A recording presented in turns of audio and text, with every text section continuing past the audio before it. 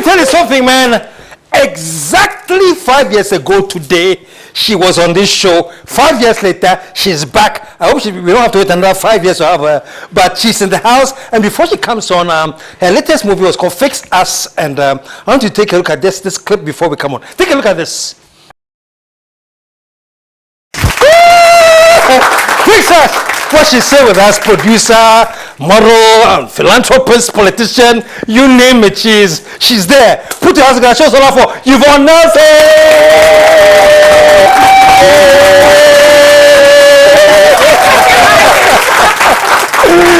Yvonne! 5 years ago you were here. Do you know it's exactly 5 years ago today you came on the show? What a coincidence. Can you believe this? I can't believe it. What are you doing?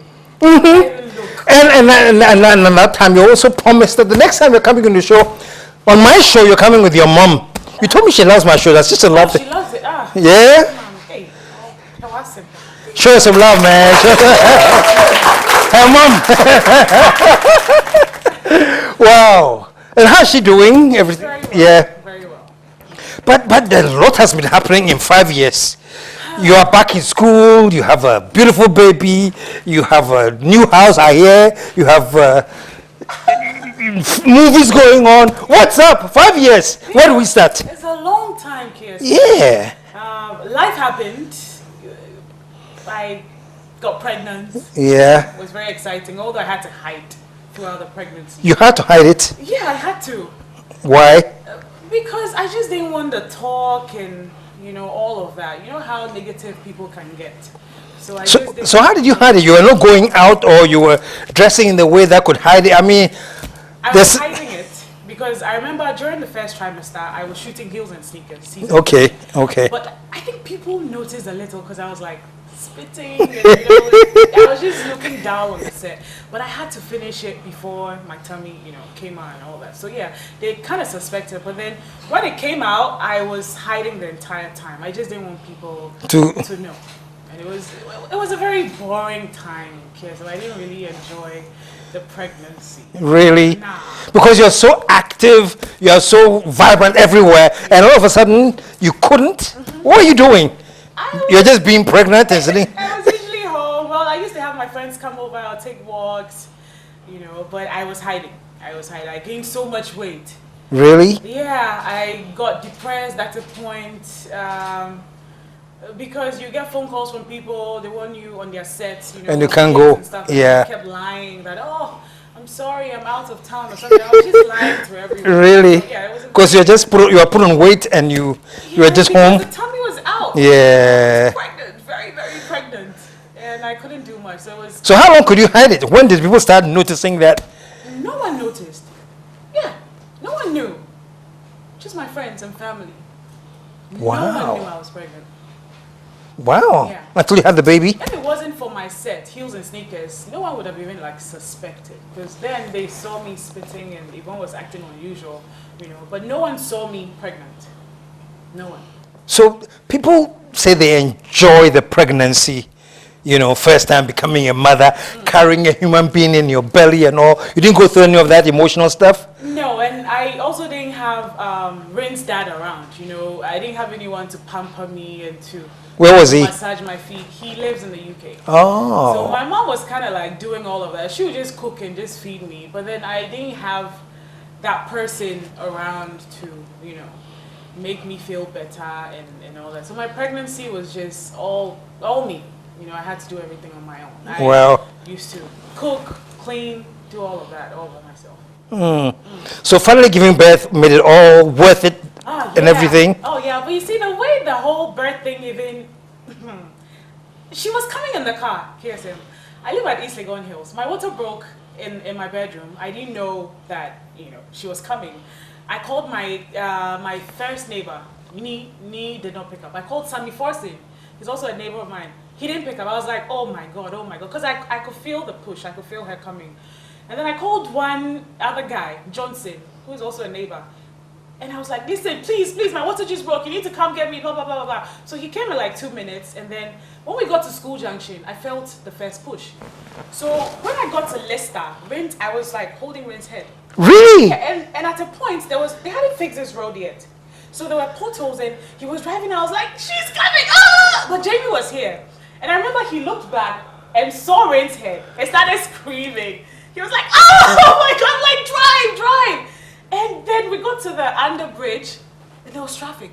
You know the spin tag? Yes. Hey, God. I thought I was going And the head was out? I was holding the head because I was afraid she was going to KSM. It was the craziest moment. Oh my goodness. I was screaming. So what were you thinking? Were you just scared or you were afraid the baby would die? I was scared. So when we got to hospital, I think, because of that, my pressure, went up. I started taking BP medication and all that. So it was such a crazy time. But so when she came out, when they took her out, I was like, oh, please, is she okay? Make sure everything is okay. They were even putting her on me. I'm like, no, take her away. Make sure everything is okay.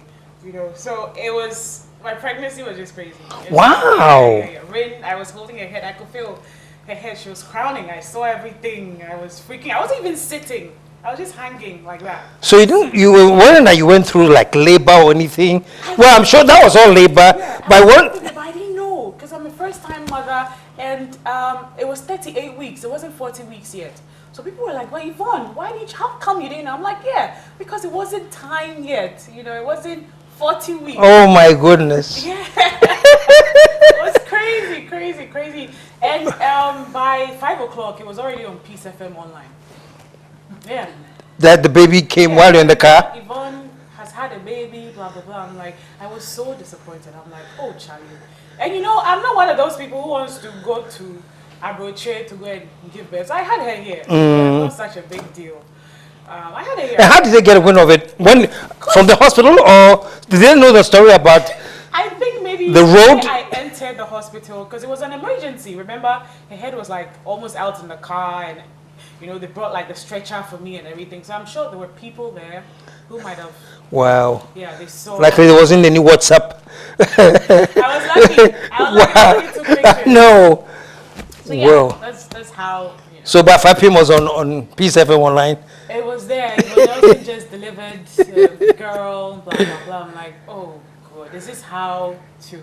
I wanted to do it in the nice, quiet. Friends. Yeah, I just had a baby. Wow. Wow. Well, there's always been drama around you, So this tops it. Wow. I just wanted it to be special. Yeah. How you break such a lovely news, you tell your family, you send them a nice message. But this one, they had to read on Peace FM. People were calling you? Oh, my phone. Gosh. Everybody had heard, in like minutes. It was everywhere. Whoa.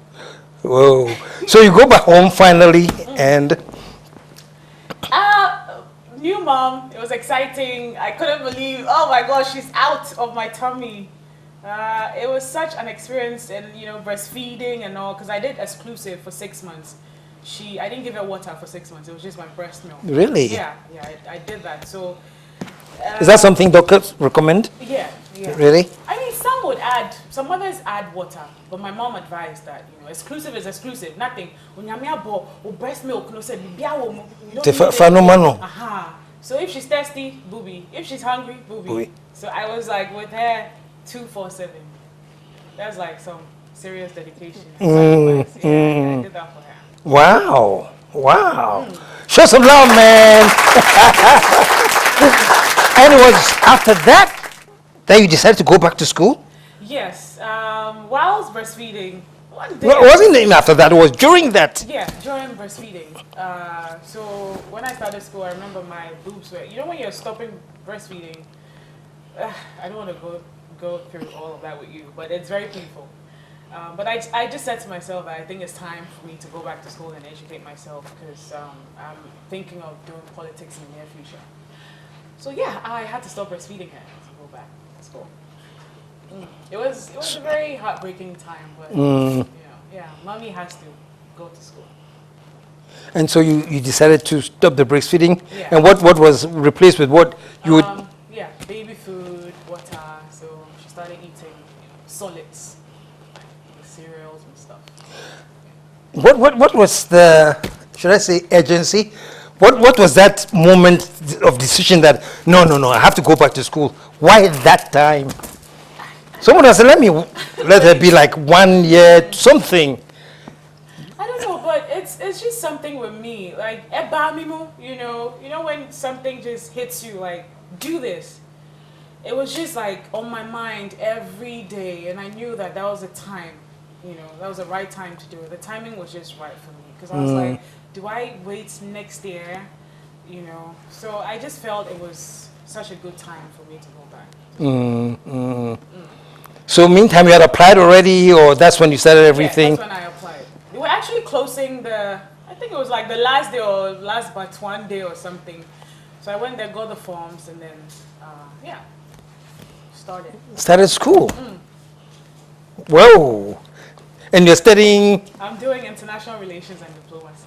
And you said because you want to do politics? Yeah, I think politics would happen in the near future. I definitely want to do some politics. Yeah. When you say politics, you want to become like a politician, like go for an election and go into parliament, or because you are political. Yeah. And you are known for the famous, was it the Doomsaw? Yes. The Doomsaw match? Yeah. Doomsaw must vigil. Yes. Yeah. Yes. You were known for that. They were calling it the Yas and 12 something. Yeah. So, but that was politics. But now you want to take it further and actually become a politician and maybe run the constituency or something? Yeah, something like that. But I still haven't decided yet. But I know that it's something that, there's a possibility. I want to educate myself. I know when the time is right, I will, go ahead and do it. Or maybe work with a, UN, Human Rights Watch. I just want to help society. What is it about politics that intrigues you? I have a voice. And I think, I was telling Jessica the other day that you have to align with one of them. MPP, NDC. That's where it gets tricky for me. Because we've heard from both parties. We've seen both parties. And, they come, they lie, they do nothing, they go. And they keep lying just so people can vote for them. And it's like one huge cycle. We're just sick and tired of it. I don't know if I want to be a part of that. I was telling someone and my mom that if I'm ever going to run, I'll run as an independent candidate. They're like, hey, I know the old bro. Nobody's going to vote for you. Yeah. Blah, blah, blah. And I'm like, yeah, but why? Because I want to do things right. Because I want to stay neutral. Because I don't want to align with MPP or NDC. So I don't know yet, but I just know deep down in my heart that I want to help society. I want to impact, society in a positive way. I want to give back. I want to do the right thing, when I start doing politics. I don't know if I will be lying, like they've been lying, because I'm not a good liar.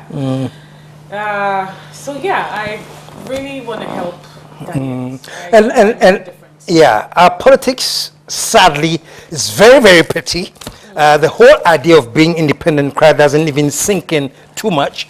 And because you were part of the Doomsaw Crusade, it was like something you're doing for the then government. Yeah. Or against the government, yeah. So it's like, we MPP because it was Doomsaw against Mahama. Are you finding it difficult letting people understand that? No, I wasn't for or against. I am in the middle for what I think is good. Is it difficult? It's been hard. I was on Mark Brown's show the other day, and John DeMello was on, and John was bullying me. John was like, Yvonne, you're MPP, you're MPP. When I organized the vigil, too bad, it favored the MPP because they were in opposition. But I was suffering. I did not have light at home. I just tweeted, and my tweet caught fire, and everybody was tweeting about it, and it became the biggest thing in the country. Why blame me? What did you tweet? What were the words? #Doomsaw must stop. I woke up the next day and it was trending. It trended for a week or so. I realized everybody was like tweeting their Doomsaw stories, and it was huge. KSM, I realized, wow, I can't afford bro. And let's be real, people were dying, people were losing their jobs. The thing was just affecting every Ghanaian in a very negative way. So why would anybody think, did I go on any stage to endorse the MPP? Did I ever come out anywhere to say, vote for why? I never did that. I only organized a vigil, a Doomsday Must Stop vigil. That's all I did. You know, so where did I go wrong? Ghana for Munkan Cherry.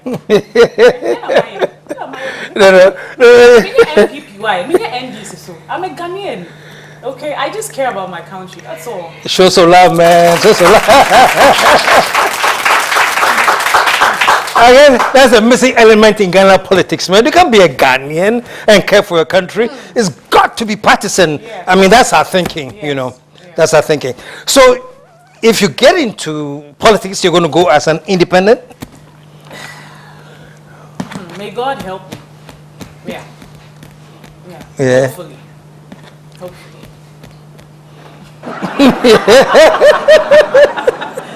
Hopefully. Yeah. What's it? If you get political power, what's the first thing you want to do? Forget about political power. Because I read your tweets though, and you have a very nationalist streak. Sometimes you're sort of like complaining how far we have come as a nation, how far we have come, but how far we have not accomplished. You know, I see those tweets, like I sense the frustration that it could have been better. What do you want to change? I think when you go out there and you see the world, KSM, and you come back home, you touch down on the tarmac, you get to Kutuka, it saddens you as a Ghanaian. No Ghanaian can tell me so Mutukwa no Muba. No Mudu. Yeah, you feel happy you're home, home sweet home. There's no place like home. Yeah, we all feel that way. But then you'd wish deep down, say, why can't we do this? Are we not the same human beings as them? Are we not the same? Don't we have the same brains? I just feel our leaders have failed us. And then there's this attitude West Africans or Ghanaians have. You know, the corruption. I think we keep misusing our resources. There are so many contracts we sign. We just see some monies and we get excited and we just don't sit down properly to see. I don't know it all, but these things are common sense. Like, come on now, we have everything, KSM. We have the natural resources. We have the human resources. Why are we where we are? Why do we have open gutters and I don't have any water in my area? Why? These are like basic things. So it beats my mind. I wake up in the morning and I'm angry. I'm like, why? Why can't we do this? Why can't we do that? You see, the average Ghanaian buys water. Why can't you do right? So as a people, we need to check ourselves. Our leaders also have to do right and also check themselves. Because the corruption there, you know, you need to hold them accountable. So I really get frustrated because I've seen the world. I've seen what other countries are doing. And I know that we have the same brains and we're capable of also doing same. But we can't. And we don't know what's holding us back. We need to ask ourselves questions. There's a brilliant point to take a commercial break. When we come back, we'll find out whether we will examine what is keeping us from doing the right thing. Yvonne Nelson in the house. Stick around. We'll be right back.